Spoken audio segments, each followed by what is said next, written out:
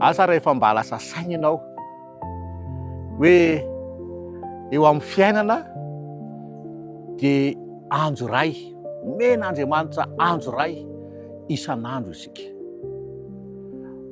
Dia ao anatin'ny fiainana koa dia misy koa natao hoe matony ray anina fa maninona ny mbola tsy maty.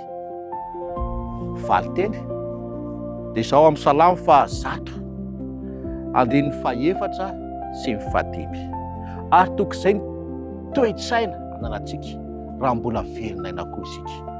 Hoy izy amin'ny anaran'i Jesosy hoe misaora azy, mankalazany anarany fa tsara Jehovah, manjakizay ny famonjam-pony ary miantsa amin'ny taranaka faramandiny ny fahavalana.